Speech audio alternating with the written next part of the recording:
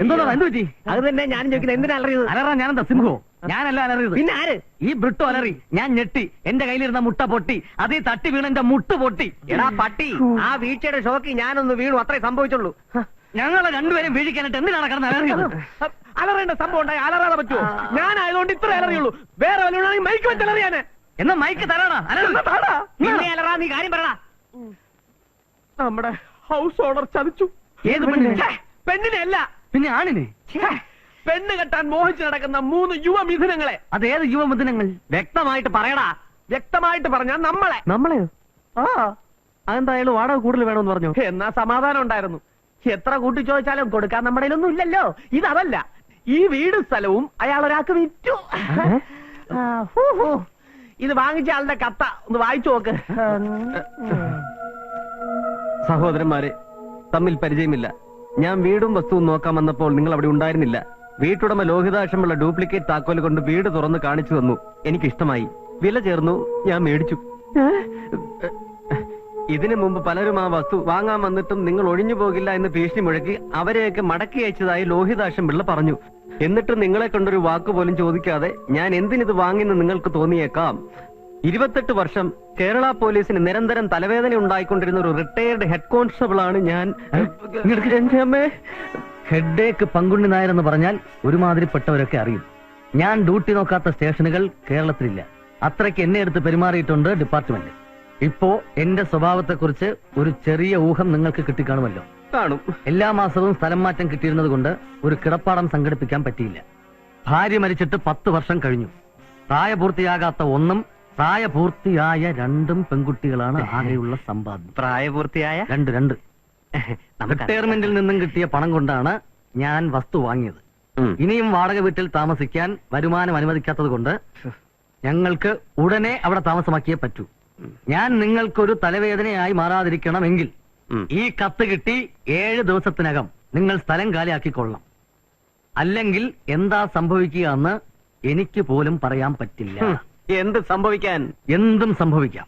എടാ, അയാൾ എക്സ് പോലീസുകാരനാണെങ്കിൽ ഞാൻ എക്സ് മിലിറ്ററി. മോനാ, ഈ ഭീഷണി എന്റെ അടുത്ത് വേണ്ട. എന്താ സംഭവിക്കാൻ പോകുന്നത് ഞാൻ കാണിച്ചു തരാം. എന്താ നിങ്ങൾ എന്ത് വൃത്തികേടാ കാണിച്ചത്? എന്ത് വൃത്തികേട്? ഞാൻ മുണ്ടെടുത്തിട്ടുണ്ടല്ലോ. വൃത്തികേട് പറയരുത്. നിങ്ങൾ ആട് വെച്ച വീട് വിറ്റത്?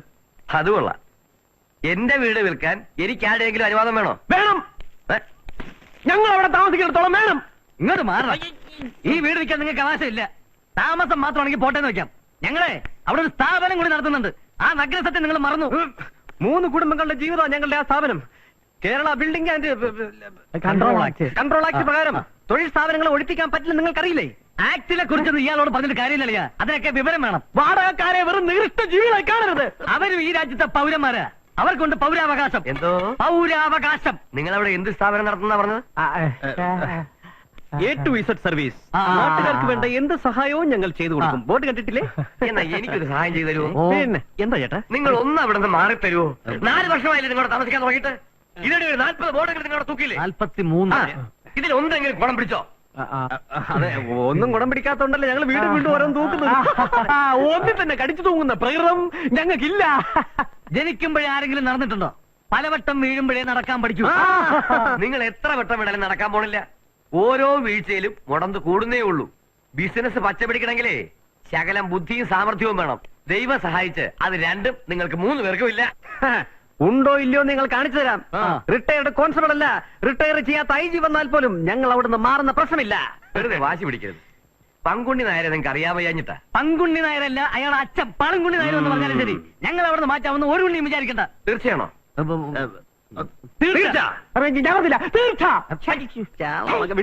വിട്ടു. യുവന്മാരെ കൊണ്ടുള്ള ടെൻഷൻ എന്ന് തുടങ്ങിയതാ? കഴിഞ്ഞ 4.5 വർഷമായിട്ട് അനുഭവിക്കുന്ന ടെൻഷനാ. ടെൻഷൻ ഒഴിഞ്ഞിട്ട് ഒരു നിമിഷമെങ്കിലും സുഖമായിട്ട് ജീവിക്കാൻ പറ്റുമെന്നാ എനിക്കിപ്പോ സംശയം. നേരത്തെ ബാങ്കുകാരെയും വായ്പ വാങ്ങിച്ച നാട്ടുകാരെയും മാത്രം പേടിച്ചാൽ മതിയായിരുന്നു. ഇനിയിപ്പോ പെൻഷൻ പറ്റിയ പോലീസുകാരനെ കൊണ്ടുള്ള ടെൻഷൻ കൂടിയായി. ഇതൊക്കെ കൂടി വച്ചുകെട്ടി അവസാനിപ്പിച്ചിട്ട് നാട്ടിലേക്ക് തന്നെ പോയാലോ എന്ന് ആലോചിക്കുന്നത്. അവിടെ ചെന്നിട്ട് എന്തെടുക്കാനാ? യേശുദാസിന്റെ ഗാനമേള നടത്താൻ പിരിച്ച കാശുമായിട്ടല്ലേ നമ്മൾ മുങ്ങിയത്? അത് മറക്കണ്ട.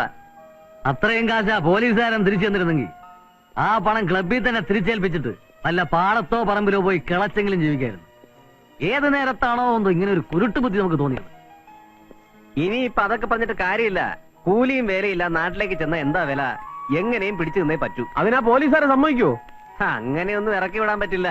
ഇനിയിപ്പൊ കേസ് കൊടുത്താൽ തന്നെ വിധി പറയാൻ എത്ര വർഷം എടുക്കും? അത് കുറെ കാലം പിടിക്കും. അയാള് ഗുണ്ടകളെ കൊണ്ട് നമ്മളെ തല്ലി ഇറക്കിച്ചാലോ? അതിനുള്ള ധൈര്യമൊന്നും അയക്കില്ല. ആയിരുന്നെങ്കിൽ കത്തിലൂടെ അങ്ങനെ ഒരു ഭീഷണി മുഴക്കില്ല. എടാ, കുരയ്ക്കുന്ന പട്ടി കടിക്കില്ല, പഠിച്ചിട്ടില്ലേ? പക്ഷെ പട്ടിക്കത് അറിയണ്ടേ? 5 മാസം മുമ്പ് സെക്കൻഡ് ഷോ കഴിഞ്ഞ് ഞാൻ വരുമ്പോൾ ഒരു പട്ടി കുറച്ചുകൊണ്ട് കടിച്ചു. അത് കഴിഞ്ഞ് കടിച്ചിട്ട് പിന്നെയും കുറച്ചു. പഴഞ്ചൊല്ലിയൊന്നും പഴയതുപോലെ കണ്ണടച്ച് വിശ്വസിക്കരുത്. പഴഞ്ചൊല്ലൊക്കെ വിട. സീരിയസ് ആയിട്ട് ഒരു കാര്യം പറയുമ്പോഴാണ് പഴഞ്ചൊല്ല്. പുതിയ ജോലി വല്ലോണ്ടെങ്കിൽ പറ. നിർത്ത. ഇനിയിപ്പൊ ഗുണ്ടകൾ അടിച്ചിറക്കി തന്നെ ഇരിക്കട്ടെ, നമ്മൾ ഇറങ്ങുന്ന വിഷയം ഉദിക്കുന്നില്ല. പിന്നെ അവര് വന്ന് നമ്മളെ ചവിട്ടി ഇറക്കട്ടെന്ന. എന്തായാലും ഈ വീട്ടിൽ നിന്ന് ഇറങ്ങി കൊടുത്താ പിന്നെ ഈ നാട്ടിൽ വേറൊരു വീട് കിട്ടുമെന്ന് പ്രതീക്ഷിക്കാം. നാട്ടുകാർക്ക് നമ്മളെ കുറിച്ച് അത്രയ്ക്ക് നല്ല അഭിപ്രായമാണല്ലോ. നമ്മളെ കുറിച്ചല്ല, നിന്നെ കുറിച്ച്. എന്നെ കുറിച്ചാ? അതെ, ചെയ്ത ബിസിനസ് ഒക്കെ പരാജയപ്പെട്ടു, കുറെ കടവുണ്ട് ആ. എന്ന് കരുതി നാട്ടുകാരുടെ കയ്യിൽ നമ്മളെ പിടിച്ചു അത് എന്നോട് ചൂടാവണമെന്നിടെ. ചൂടായതല്ല, അവന്റെ ടോൺ ഇങ്ങനെയാ. അല്ല, കൂട്ടത്തിൽ നീയാണ് ബുദ്ധിമാനെന്നല്ലേ നിന്റെ ഭാവം? ഭാവമല്ല, കുറച്ച് ബുദ്ധിമാൻ തന്നെയാണ്. ആ, അപ്പൊ ബുദ്ധിമാൻ തന്നെ ഇതിനൊരു പരിഹാരം പറ. പറയാം. സമൂഹത്തിന്റെയും നിയമത്തിന്റെയും സഹാനുഭൂതി പിടിച്ചു പറ്റാൻ പറ്റുന്ന ഒരുത്തിനെ നമ്മൾ കൂടെ താമസിപ്പിക്കുന്നു. അവനെ നമ്മൾ ബിസിനസ്സിൽ പാർട്ട്ണറാക്കുന്നു. അപ്പോൾ ഇറക്കിവിടൽ ഒരു ധാർമ്മിക പ്രശ്നമായിട്ട് മാറുന്നു. ഐഡിയ കൊള്ളാം. പക്ഷേ ധാർമ്മിക പ്രശ്നമാക്കാൻ പറ്റിയ സഹാനുഭൂതി പിടിച്ചു പറ്റുന്നവൻ എവിടെ നിന്ന് കിട്ടും? അതിനൊക്കെ വഴിയുണ്ട്, വഴിയുണ്ട്. എന്നാ എന്നാ വഴി വഴി വരട്ടെ. വരട്ടെ. അമ്മ അമ്മ അമ്മ എന്തെങ്കിലും എന്തെങ്കിലും ഒന്ന് തരണേ അമ്മ. നിക്കട്ടെ ആ, മറ്റു കാര്യങ്ങളൊക്കെ ദാസപ്പൻ പറഞ്ഞല്ലോ. പറഞ്ഞു. ടേംസ് ആൻഡ് കണ്ടീഷൻ എനിക്ക് സമ്മതമാണ്. പക്ഷെ എനിക്കൊരു റിക്വസ്റ്റ് ഉണ്ട്. എന്തോന്നാ? ഇപ്പൊ കൊണ്ടുവന്ന പോലെ എന്നും രാവിലെ എന്നെ ജംഗ്ഷനിൽ ഇറക്കി വിടണം. ഓ, രാത്രി അതേപോലെ കെട്ടി വിളിച്ച് തിരിച്ചു വിളിച്ചോണ്ട് വരുവാൻ വേണം. കെട്ടി വലിക്കാം. ഒരു ദിവസം ഒരു നേരമെങ്കിലും തെണ്ടിയില്ലെങ്കിൽ എനിക്ക് ഉറക്കം വരൂല. അത് കുഴപ്പമില്ല. നമ്മുടെ ദാസപ്പന് ഒരു ജോലിയും കൂടെ ആയല്ലോ. ദാസപ്പനൊരു ജോലിയായി. അതെ, ഈ സാധനത്തിന് ഡെയിലി കെട്ടി വലിക്കാനേ ഈ സ്കൂട്ടറിൽ പെട്ട് പഠിക്കാൻ നിന്റെ അച്ഛൻ കാശ് കൊണ്ടുവരും. അല്ല, എന്റെ അച്ഛനാണോ നിന്റെ അച്ഛൻ? ഞാൻ തിരക്കിട്ട് പറയാം. ആ, പറ. ഓ. അതെ, അത് ഞാൻ മാനേജ് ചെയ്യണം. നിങ്ങൾ എന്നെ വെറും ഒരു തെണ്ടിയായിട്ട് മാത്രം കാണരുത്. പിന്നെ എന്തായിട്ട് കാണണം? സെൽഫ് എംപ്ലോയ്മെന്റ് സ്കീമിൽ ബാങ്കിൽ നിന്നും ലോൺ എടുത്ത് തെണ്ടുന്ന ഒരു തെണ്ടിയാണ് ഞാൻ. രണ്ടാനും ബാങ്കിൽ ലോൺ കൊടുക്കൂടെ? തെണ്ടാൻ ലോൺ കൊടുക്കൂല, പക്ഷേ ലോൺ എടുത്താൽ തെണ്ടും. പിന്നെ നീലന് ലോൺ കിട്ടിയെന്ന് പറഞ്ഞതോ? അതീ പലയ്ക്ക് ബാങ്കിന്റെ ഹൈപ്പോത്തിക്കേഷൻ ബോർഡ് വെക്കാൻ മേനേജ് ശാഠ്യം പിടിച്ചു. ഞാൻ പറ്റില്ല എന്ന് പറഞ്ഞു. അതെന്ത്? ബാങ്കിന്റെ പരസ്യം ചുമന്നുള്ളൊക്കെ നമ്മളത്രയ്ക്ക് ചീപ്പാണ്. നീലന് കുടിക്കാൻ എന്താണ് വേണ്ടത്? ഈ ഏരിയയിൽ എന്ത് കിട്ടും? ബ്രാൻഡിയോ വിസ്കിയോ? ഏ? വിഷമിക്കണ്ട, ഞാൻ മദ്യപിക്കില്ല. ഓ. പകല് ഡ്യൂട്ടി ടൈം, രാത്രി നമുക്ക് അടിച്ചു വിളിക്കാം. അയ്യടാ, അടിച്ചു പൊളിക്കാൻ പറ്റിയ കമ്പനി. മുകുന്ദന്റെ selection best. എന്താണ് എനിക്ക് വേണ്ടി സെലക്ട് വെച്ചിരിക്കുന്നത്? ജോണി വാക്കറാണോ? ടോണി വാക്കറല്ല, വാണി ജോക്കർ. ഇതൊരു നടക്ക് പോകുന്ന ലക്ഷണം ഇല്ല. സോറി, എനിക്ക് അങ്ങനെ ഒറ്റ നടക്കി പോകാൻ പറ്റില്ല. വിദേശിയിൽ കഴിക്കുന്ന പോലെ സ്വല്പം സിപ്പ് ചെയ്ത് കഴിക്കും. സിപ്പ് ചെയ്ത് നിങ്ങൾ ഒരു നടക്കി കഴിക്കുന്നത് നോ ഒബ്ജക്ഷൻ. അതെ, ഈ വാചകം തന്റെ ഒക്കെ ആ പോലീസുകാരൻ വരുമ്പോഴും കാണിക്കണം. പിന്നെന്താ, അയാൾ അപ്പളാ വരിക? എപ്പ വേണമെങ്കിലും വരാം. ആ, വരട്ടെ. കത്ത് പ്രകാരം അയാൾ അനുവദിച്ച അവസാന ദിവസം ഇന്ന്. വാക്ക് പാലിക്കുന്നതാണെങ്കിൽ കണക്കും പ്രകാരം നാളെ അയാൾ വരേണ്ടതാണ്. നാളത്തേക്ക് ഒരു ദിവസം വേണമെങ്കിൽ ഞാൻ ലീവ് എടുക്കാം. അയാൾ വരട്ടെ.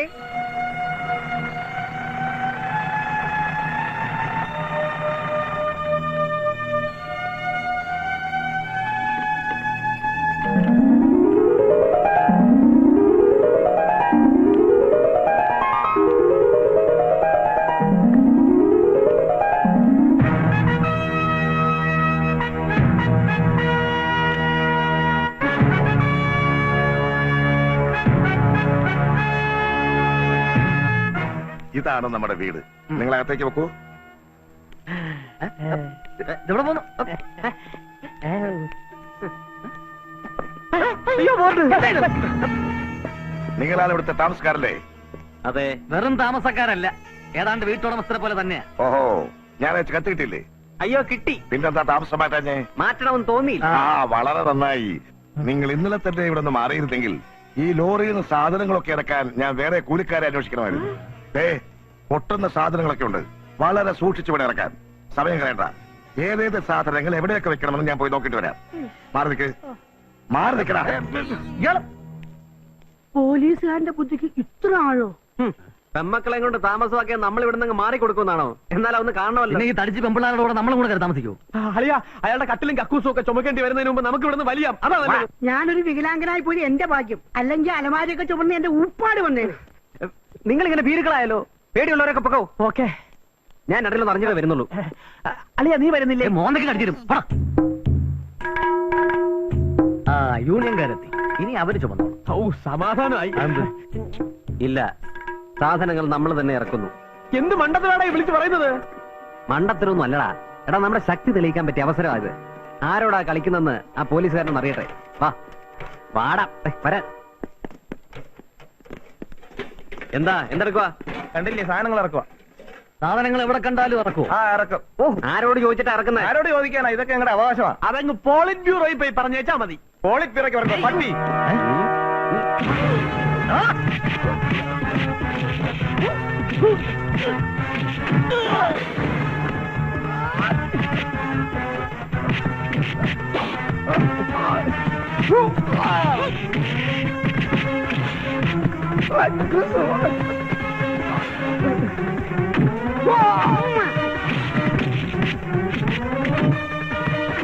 അവിടെ ഭയങ്കര അടി നടക്കുന്നു. അവന്മാർ രണ്ട് കൊള്ളട്ടടി. നിങ്ങൾ ഇങ്ങനെ കാര്യം നോക്ക്. ഓ, റിട്ടയർഡ് ആയി പോയല്ലോ. ഇല്ലെങ്കിൽ എല്ലാത്തിനും തൂക്ക് ഞാൻ അകത്തിട്ടേനെ. ഓ,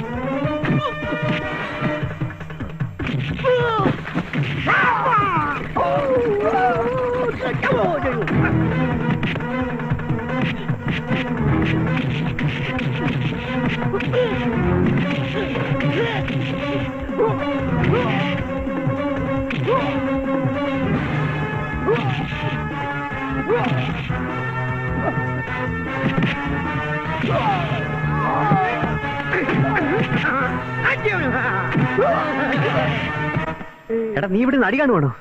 ഞാനെന്ത് ചെയ്യാനാണ്? ഞാൻ വികലാംഗനല്ലേ? നോക്കിയിരിക്കാതെ പോലീസുകാരനെ വിളിച്ചോണ്ട് വന്ന് ഞങ്ങളുടെ ശക്തി ഒന്ന് കാണിക്കേ. ചെല്ലേ. പറഞ്ഞത് പോലെ അത് ശരിയാണല്ല. അതിനു വേണ്ടി ഈ അടി മുഴുവൻ നടത്തിയത്. സാറേ സാറേ സാറേ സാറേ പുറത്തിറക്കാമെന്ന് സാറ് കാണില്ലേ? മുകുന്ദനും കൂട്ടും യൂണിയൻകാരും തമ്മിൽ പൊരിഞ്ഞടി ഇറക്കാം. മുകുന്ദന്റെ കരുത്ത് കാണുക തന്നെയാ. സാറ് ഒന്ന് വന്ന് കാണും സാറേ. എന്തൊന്ന് കാണാൻ? സർവീസിൽ നിന്ന് 28 കൊല്ലം ഈ അടിതടിയല്ലേ കണ്ടോണ്ടിരുന്നത്. ആ യൂണിയൻകാരെ പെട്ടെന്ന് അടിച്ചൊതുക്കിയിട്ട് സാധനങ്ങൾ ഇറക്കാൻ പറയേ. എന്തൊരു മാറ്റം! മതി മതി, അടിച്ചത് മതി. എടാ സഹോദരന്മാരെ, തടി വെറുതെ കേടാക്കണ്ട. അങ്ങനെ അടി കാണാൻ മഞ്ഞില്ലെന്ന്.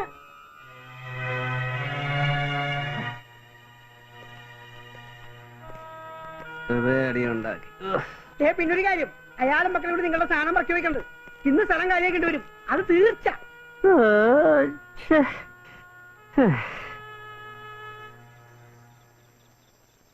എത്ര വേഗമാണ് മനുഷ്യന്റെ ജീവിതത്തിൽ മാറ്റങ്ങൾ സംഭവിക്കുന്നത്. ചില ദരിദ്രവാസികൾ വന്നാൽ സമയം മാറാൻ അധികം നേരം വേണ്ട.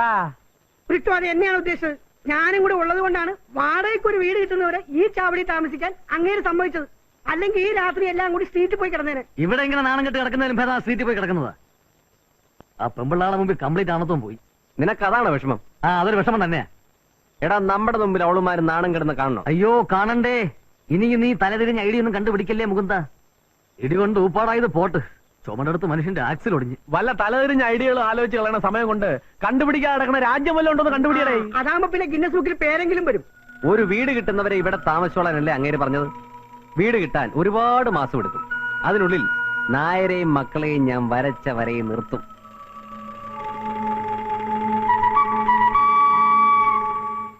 അച്ഛാ, അപ്പുറത്ത് വലിയ ഗൂഢാലോചന നടക്കുന്നു. നടക്കട്ടെ, അതിനൊന്നും നിങ്ങൾ കാതു കൊടുക്കാൻ പോകണ്ട. ഉടനെ ഒന്നും വേറെ വീട് നോക്കാനുള്ള പരിപാടി ഇല്ലെന്നാ തോന്നണേ. അതൊക്കെ ഞാൻ ഏറ്റു. യവന്മാരെക്കാളും വലിയ ഉടുമ്പോളെ കണ്ടിട്ടുള്ളവനാ ഞാൻ. പിന്നെ ഞാൻ നരുത്ത നീർക്കോടികള്. നീർക്കോലി കടിച്ചാലും അത്താഴം മുടങ്ങും. ഒരു നേരത്തേക്കല്ലേ, അത് സാരയില്ല. സാധനങ്ങളെല്ലാം ഒതുക്കി കഴിഞ്ഞെങ്കിൽ നിങ്ങൾ വല്ലതും കഴിച്ച് കിടക്കാൻ നോക്ക്. അച്ഛൻ കഴിക്കുന്നില്ലേ? എനിക്കെന്തോ നല്ല വിശപ്പ് തോന്നുന്നില്ല. അച്ഛൻ എന്താ ആലോചിക്കുന്നത്? അവളെ പറ്റി തന്നെ. അല്ലാതെ ഈ അച്ഛൻ ആരെ പറ്റി ആലോചിക്കാനുള്ളത്?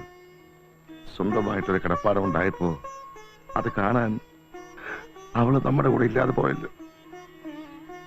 മടങ്ങി പോകാൻ ആശയില്ലാഞ്ഞിട്ടല്ല. എന്റെ സിറ്റുവേഷൻ ഞാൻ ടീച്ചറോട് പറഞ്ഞില്ലേ? ചാന്ദിനെ എനിക്ക് മനസ്സിലാവുന്നുണ്ട്.